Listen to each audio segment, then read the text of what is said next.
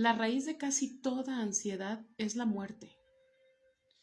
Muerte, miedo a nuestra muerte, la muerte de un ser amado, la muerte de un proyecto. Y es que entonces si señalamos la muerte no solo como el deceso de un ser vivo, no solo como la pérdida física de una persona, entonces mucho más que lo que tenemos presente muere. Y cuando hablamos de muerte nos referiríamos también a las pérdidas significativas, nos referiríamos también a todo aquello que muere de manera simbólica o no muere de forma tradicional. Y de esa manera hay mucha más muerte alrededor nuestro. Si vamos a incluir las pérdidas significativas en la muerte, para que entonces veas cómo es más amplio al decir la raíz de casi toda ansiedad es la muerte. El asunto que nos congrega, el asunto que nos hace llegar a esta meditación cuando nos toca Eclesiastés 8, versículos 8 y 9, es visibilizar cómo estamos viviendo, como si planear más nos fuera a blindar de la experiencia de la muerte. Ponernos de cara al hecho de que pensamos que planear más podría blindarnos de la ansiedad, de eso que con mucha probabilidad tiene como fondo el temor de la muerte, el temor de sus implicaciones, el hecho de desprenderse, el hecho de que cuando estamos delante de esa muerte, ya sea física de un ser amado o la muerte de un proyecto, la muerte de las expectativas, nos pone de frente con mayor conciencia delante del hecho de que no controlamos todo lo que, ni siquiera todo lo que quisiéramos controlar. Controlamos menos de lo que creíamos que controlábamos. Ya de por sí siempre sabemos que hay cosas que se salen de nuestro control, que no están en nuestro control. Pero estar delante de esa pérdida, estar delante de la muerte biológica, literal, simbólica, de muerte y pérdidas significativas, estar delante de esa situación nos pone de cara a que no solamente se trata de que hay cosas que están fuera de nuestro control, sino que de hecho hay mucho más de lo que pensábamos y hay mucho más de lo que quisiéramos fuera de nuestro control. Mucho, mucho más. Que nuestro nivel de control está todavía más limitado de lo que nos gustaría pensar. Así que es muy importante que hagamos esta pausa en solo 2 versículos del capítulo 8, los que siguen, en donde nuestra clave será hablar sobre soltar el control, que es una frase como tan común, ¿no? Y por ser tan común puede caer en el cliché, pero también es tan común porque es sabiduría de vida. Es sabiduría de vida, es entendimiento ancestral, es un punto de abrir la conciencia, de transformarse, de ese transformarse que leemos en el Nuevo Testamento, ¿no? De no conformarnos, sino de ir más allá, de ir creciendo cada vez más. No de quién o no complete la estatura del varón perfecto, sino seguirse perfilando. Seguirse comparando con uno mismo solamente para ir creciendo, para ir avanzando. Ni siquiera comparándose a uno mismo, hacerlo como de forma agresiva, como de quién debería ser, sino de quién era y quién soy hoy. Mirar hacia atrás y ver cómo me sucedió otra vez algo similar en la vida y no me encuentra igual, que me encuentra más preparada, que me encuentra más consciente y mínimo más experimentada, ¿no? Por muy poco que hayamos aprendido de la pérdida anterior, de la experiencia dolorosa anterior, no nos encuentra igual, por lo menos en que tengo un pico más de experiencia Para empezar, puedo afirmar que ya me sucedió y no me morí. Ya me sucedió y no se cayó el mundo. Entonces, esa conciencia como hipersobria, ¿no? Como con la piel volteada, como si estuviéramos expuestos, que luego en la Biblia solemos leer en el símbolo de la desnudez. ¿Mm? Esa hiperconciencia, ese abrir de ojos tan potente que hace que Adán y Eva en este relato de la creación digan, oh, estamos desnudos, estamos vulnerables, por donde quiera puede llegar, todo el mundo nos observa.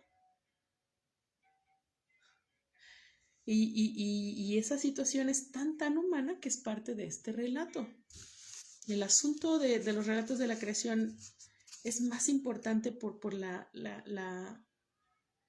idea, la concepción que tenemos del mundo y de sus motivos, de la existencia y de sus motivos. Radica más en los símbolos de los relatos de la creación que en el hecho de que haya sucedido o no. La Biblia no es un libro de geografía ni de ciencia. Es como la gente concibe, cómo la gente puede testificar, cómo simboliza o narra, cómo entiende que Dios caminó en ese proceso, cómo Dios caminó en su vida de inicio a fin. Es un libro testimonial en ese sentido. Y entonces leemos en Eclesiastés 8, después del tema que nos aconteció la transmisión pasada, hace 15 días, en la que hablábamos de no es que estés de agachado, es que tienes que saber cuándo, e incluso ser el más valiente de todos no te lleva a nada. Y solo te vas a perder. No es obedecer y someterse y agacharse, y no es que poner la otra mejilla significa sí, sígueme pegando, no me voy a defender porque soy cristiano. Se trata de qué hacer cuando no tenemos poder. ¿Qué hacer en la situación que de hecho es parte de nuestro entorno? Que no hay nada para hacer delante de situaciones que incluso se generan por el gobierno, por el capitalismo en el que vivimos. ¿Qué hacer cuando no tenemos poder? No que Dios no quiera que no tengamos poder. Que más bien significa pon la otra mejilla, confronta. El chiste es que en el versículo 8 y 9 ahora leemos, para empezar tienen un subtítulo en la Biblia y dice, nadie tiene poder sobre la vida y la muerte. El versículo 8 empieza diciendo, no hay quien tenga poder sobre la vida como para retenerla, ni hay tampoco quien tenga poder sobre la muerte. Así empieza el versículo. La paz no se retiene, como decimos en el texto introductorio. La paz no se retiene a la fuerza, se permite. La paz es algo que acontece.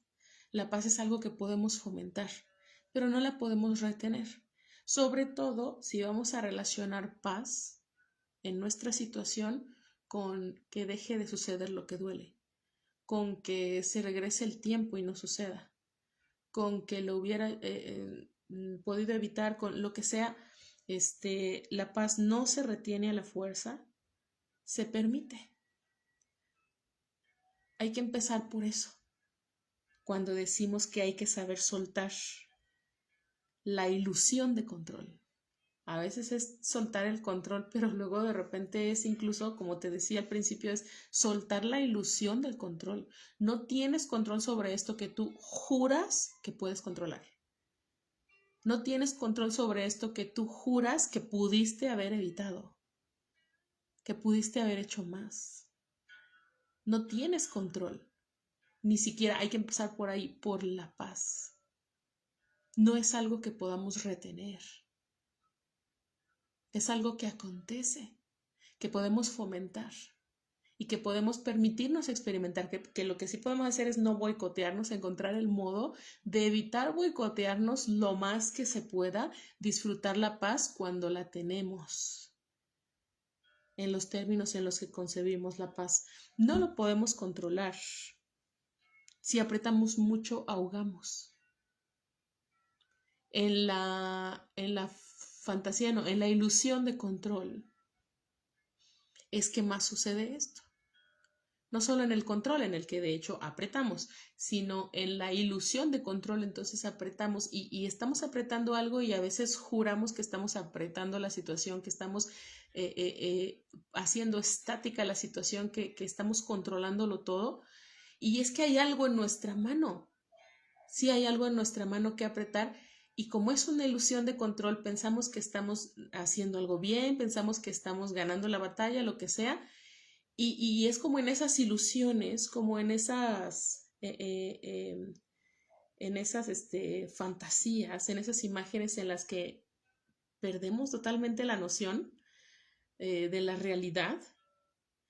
Y cuando abrimos la mano nos damos cuenta de que no estábamos limitando el daño, que no estábamos manteniendo todo tal y como está, que no estábamos manteniendo la paz familiar, la unión, el bien común. Abrimos y apretamos vida y sofocamos.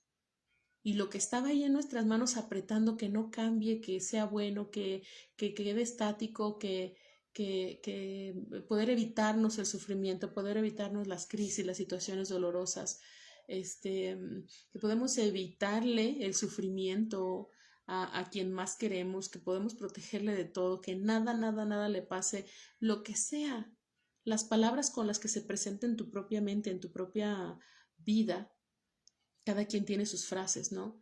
Y abrir la mano cuando volvemos en nosotros mismos y ver que lo que estábamos apretando era esa vida frágil. Y nos damos cuenta cuando volvemos a la realidad que estábamos apretando, que estábamos sofocando nuestra relación con el otro, sofocando nuestra salud integral, sofocando la dinámica de pareja, de crianza, de familia, de amistades. Y nos damos cuenta de que estábamos sofocando, lastimando a otros o lastimándonos a nosotros mismos, porque como que en esa ilusión de control todavía logramos por nuestra crianza, logramos velar por el otro, no lastimar al otro, pero algo estamos sofocando, entonces puede que logremos evitar lastimar al otro y estamos sofocando nuestra propia salud, sofocando nuestra propia tranquilidad, sofocando nuestros signos vitales balanceados, sofocando nuestro estado general. El versículo empieza diciendo, no hay quien tenga poder sobre la vida. En otras versiones podemos leer, este es Dios habla hoy, en otras versiones podemos leer sofocar poder sobre el espíritu, ¿no? Y en esta versión leemos poder sobre la vida como para retenerla. Aquí en este caso el espíritu o la vida, el espíritu es símbolo del estado interno, ¿no? Hablando de Eclesiastés en clave de salud mental y tú puedes notarlo, lo hemos mencionado en repetidas ocasiones, tú puedes notarlo, no estamos forzando la interpretación, es una puerta legítima para entrar a un libro de sabiduría en el Eclesiastés. Entonces, en esta puerta de interpretación de Eclesiastés en clave con lentes de salud mental, de bienestar integral, el espíritu sobre el que Eclesiastés 8 dice, no hay quien tenga poder sobre la vida, sobre el espíritu, como para retenerlo, el espíritu sería el estado interno, ¿no? No estamos hablando solamente de la vida y la muerte como tradicionalmente la manejamos, ¿no? Que nadie tenga control sobre la vida, hablando exclusivamente del nacimiento o de que no esté permitido que sea que sea una transgresión el hecho de quitar la vida propia o del otro de forma literal. El aborto, el lo que sea, control sobre la vida y control sobre la muerte, no se trata solamente de la vida y la muerte literal. En la lectura de este capítulo, en clave de salud mental, son símbolos. Entonces, no nos metemos con el asunto de nadie controla la vida y la muerte de no controlas cuando nace, no controlas cuando mueres, cuando muere tal persona que amas, cuando muere tu gatita. No controlas, ¿no? Entonces, no se trata solamente de eso. Nadie controla, nadie tiene poder sobre el espíritu, implicaría nadie tiene poder sobre el estado interno. La raíz de casi toda ansiedad es la muerte. y vivimos como si planear más y preocuparnos más y pensarlo más y darle más y más vueltas y meter protección por todos los flancos y enquistarse y sobreproteger y lo que sea, vivimos como si entre más planeáramos, más lográramos blindarnos de la ansiedad, en la ansiedad que nos provoca ese temor de muerte propia del otro, muerte simbólica, muerte de las expectativas, todas las muertes, todas las muertes. Eh, eh, y no es salud, no es paz, no es vida en plenitud. Cargar con la ansiedad que tiene su raíz en el temor de la muerte y sus implicaciones. Y que entonces vivamos tratando de planear más para evitar y que luego cuando sucede algo que en realidad no podemos evitar, nos ataquemos, nos llenemos de culpa por lo que no hicimos, por lo que no notamos, por lo que debió ser, por lo que no debió, por lo que sea. Y somos nuestro peor carcelero, somos nuestra peor verdugo. Estamos peleando contra la muerte y contra el deterioro. Estoy fabricando porcelana para vender, para pagar la atención veterinaria de miles de pesos de mi gata más viejita. Casi cumple 14 años. Y estoy peleando contra la muerte y el deterioro. Y es válido que peleemos contra la muerte y el deterioro. No solo es entendible, es válido que tendamos a la intención de pelear contra la muerte y el deterioro. Y en ese sentido recaudamos fondos, hacemos estudios, llevamos al médico, medicamos, tratamos, llevamos a terapia, hacemos esto o lo otro preventivo y pelear contra la muerte y el deterioro es válido. Pero el versículo en el capítulo 8 de Eclesiastés nos dice, es válido, pero recuerda, no lo controlas. Es válido pelear contra la muerte y el deterioro, pero eso no significa que controlas la muerte y el deterioro. Eso no significa que controlas la vida. Recuérdalo nada más. Y sigue haciendo cerámica y sigue vendiendo tus plantitas y sigue armando proyectos y sigue sacando préstamo para que tu gatita dure lo más que pueda durar. Pero no lo controlas. No lo controlas. Vamos a hacer una pausa con un ejercicio cortito que quisiera que hicieras también en otras ocasiones. Es una manera de ayudarnos, es una técnica de grounding, que son esas técnicas que nos ayudan a pisar otra vez en tierra,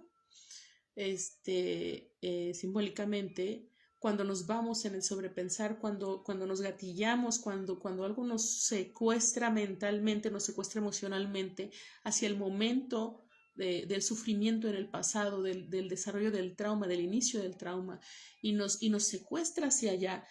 Y es bueno que todos conozcamos maneras técnicas de respiración, de concentración, de acompañamiento individual propio y con otras personas, pero para empezar por el propio.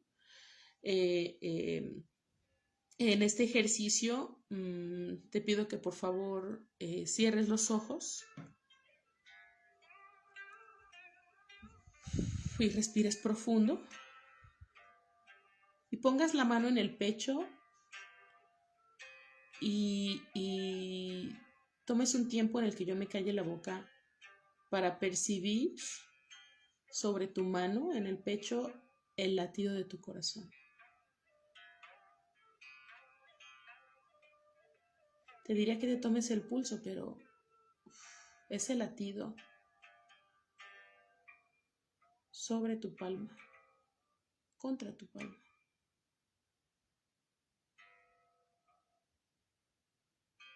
Percibe tus latidos.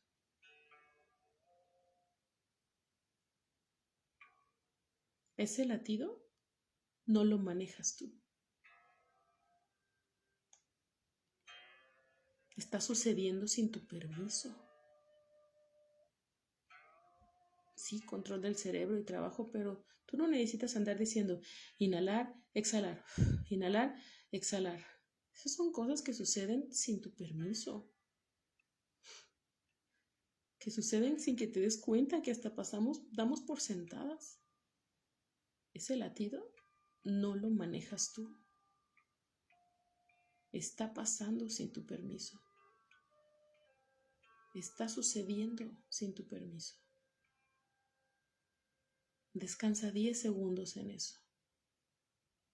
Cuando cuente 10 vas abriendo los ojos si los tienes cerrados.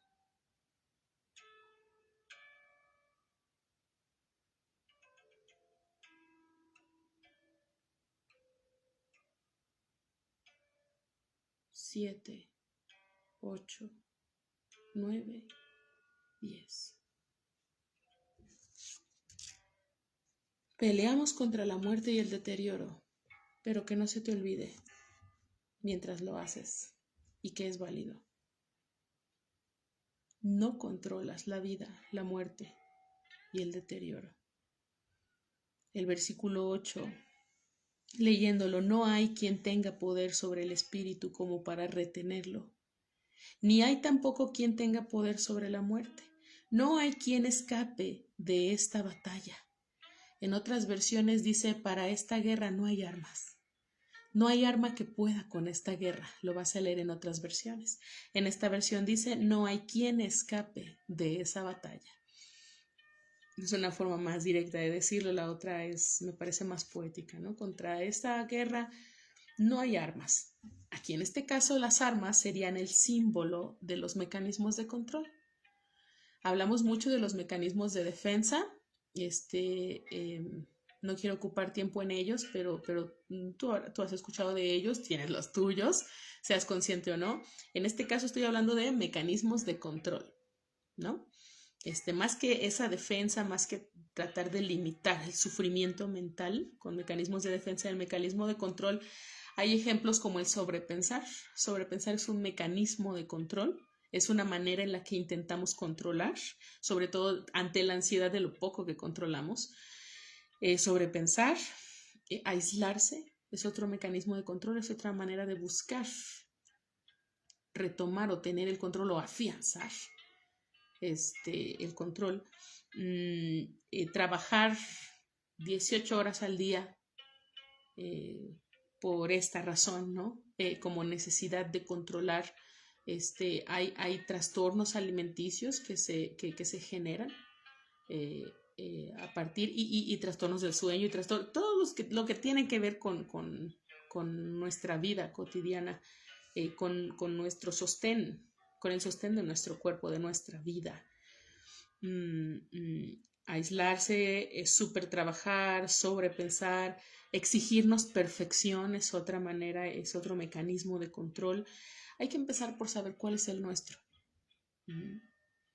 El demonio que queramos exorcizar lo tenemos que poder nombrar.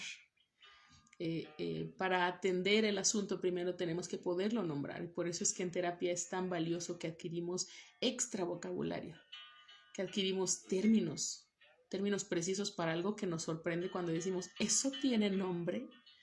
Por ahí empezamos con nuestros procesos de sanidad y de acompañamiento del duelo, por nombrar. El vocabulario es importante. Entonces empecemos por saber cuál es nuestro mecanismo de control, no de defensa. ¿Cuál es tu mecanismo de control?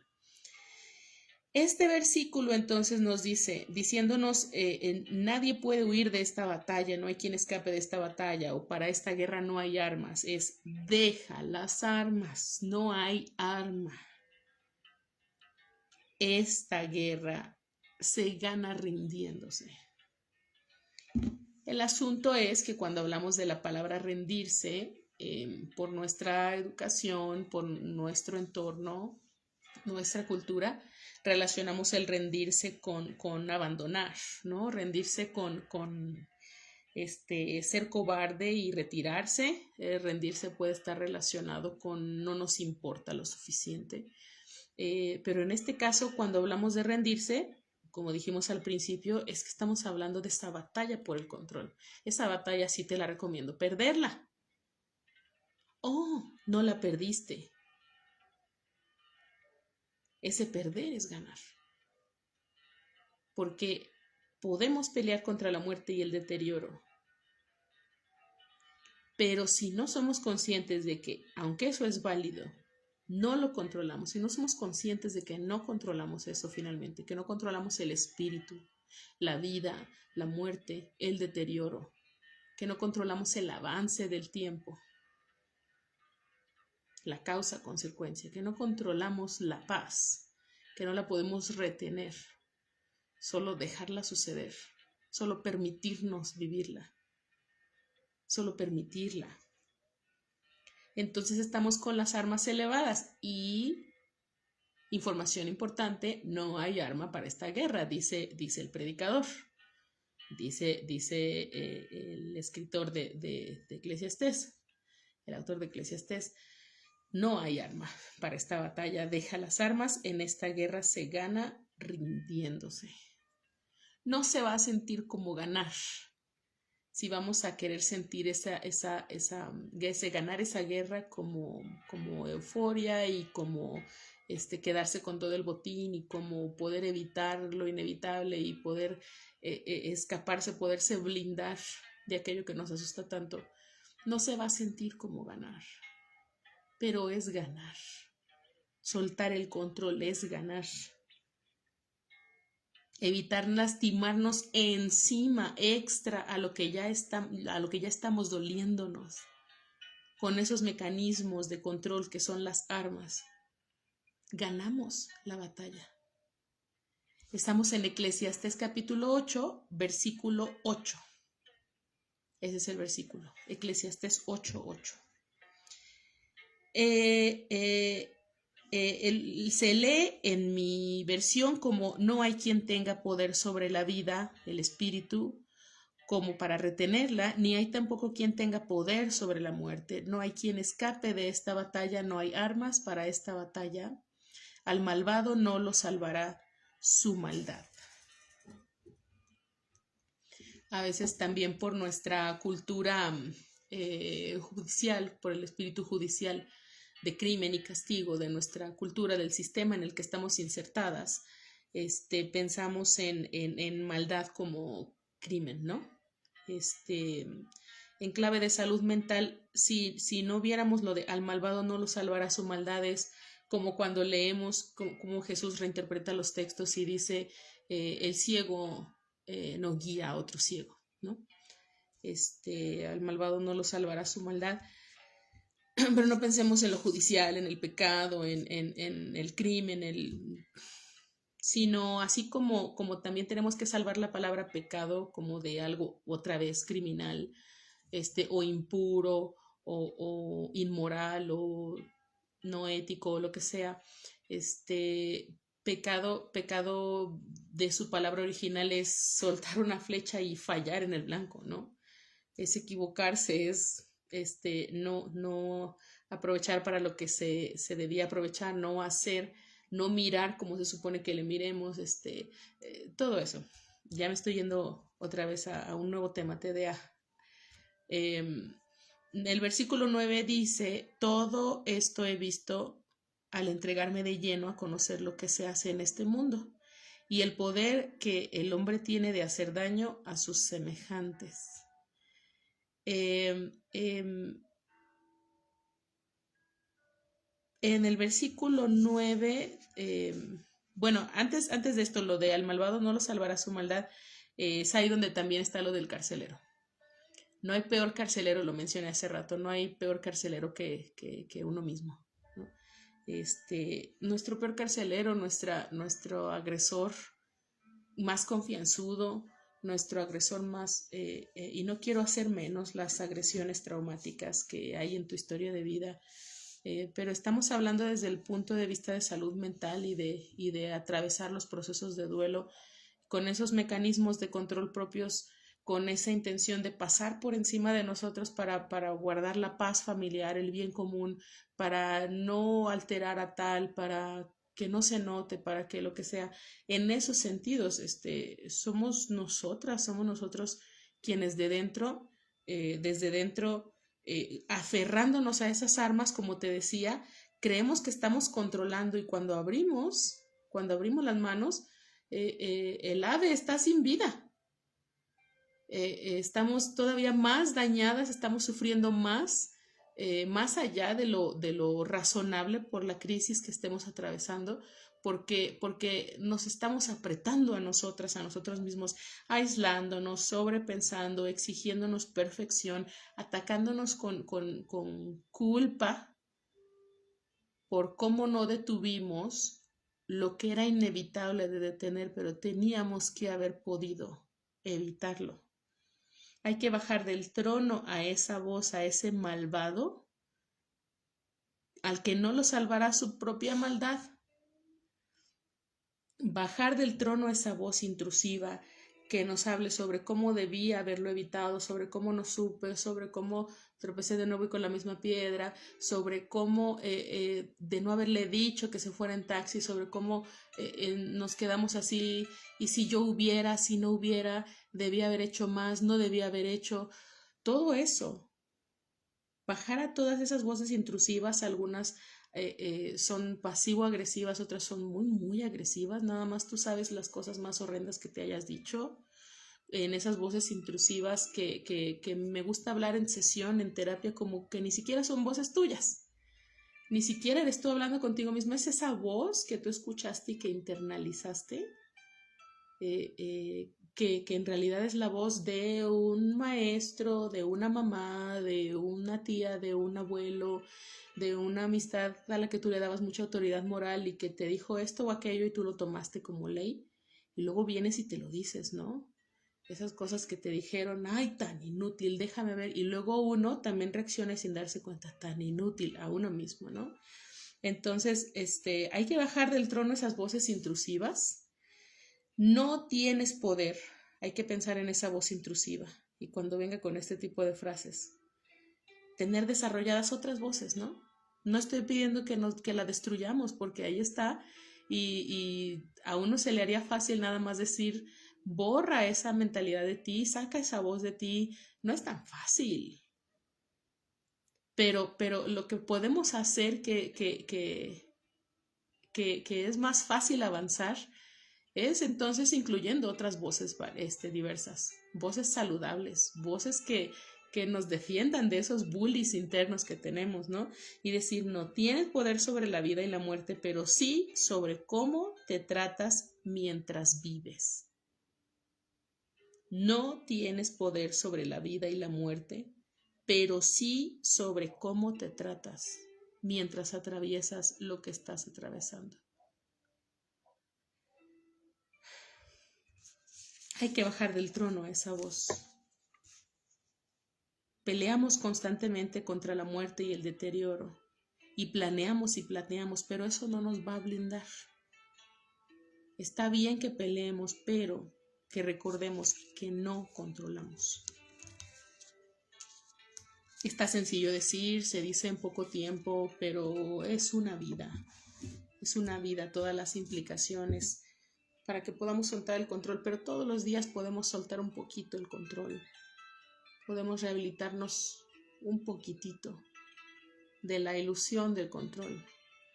Podemos hacernos más conscientes de cuáles son esas voces intrusivas que tenemos cultivadas y adoptadas como nuestra propia voz cuando no lo son. Y saber nombrar nuestros mecanismos de control, porque no hay armas para esta batalla. Batallamos contra la vida y la muerte y el deterioro como podemos, pero es una batalla que no la batallamos porque la vayamos a ganar, y menos que la vayamos a ganar como queremos. Nuestra ganancia de esa guerra, nuestro ganar esa guerra, lo que implica es que no nos destruya en el proceso, como no te destruyó en aquellas que tú has visto antes, que tú has vivido antes y que estás aquí. ¿Cuáles son las tuyas? Nos vemos en la siguiente transmisión. Ahí estaremos hablando sobre los versículos 10 en adelante, que aquí tienen subtítulo de Hay cosas que no tienen sentido. Ay, Dios mío, controlamos mucho menos de lo que quisiéramos enterarnos que controlamos en realidad. Te acompaño desde mi corazón, que se hace pasita por sus propias razones actualmente, sabiendo que en mi corazón no es el único que se hace pasita, que el tuyo también se pone así por tus propias situaciones, por tu propia experiencia de vida, por tu propia historia de vida. Y con mi corazón hecho pasita por mis asuntos, acompaño al tuyo, que sé que también se pone así. Y no vivas esto solo. Busca acompañamiento terapéutico, activa tu red de apoyo. No solamente con la que tienes un vínculo afectivo, como la gente que amas y en quien confías y con quien puedes contar, sino la gente como con tu terapeuta, que no tenemos que amarnos para ser parte de tu red de apoyo, y que hasta tenemos ventajas que no tienen las relaciones con vínculo afectivo, así como no tenemos las ventajas que tiene tu relación con tu mejor amiga, con tus figuras de crianza, con tu pareja de vida, con quien sea. Necesitas ambos tipos de relaciones en tu red de apoyo, aquellas con vínculo afectivo y aquellas con las que, dado que no tenemos un vínculo afectivo, nuestro apoyo puede ser de mucha utilidad, y acompañar en aquello en lo que no te pueden acompañar quienes te aman y a quienes amas, porque tienes que irlo tú hasta cierto punto, hasta cierta frontera. Ellos se quedan ahí y de ahí te acompañan, pero tú vas solo, tú vas sola. Proyecto Hermes, Biblia sin perder la salud mental. Nos vemos el próximo domingo, espero que sea el próximo domingo.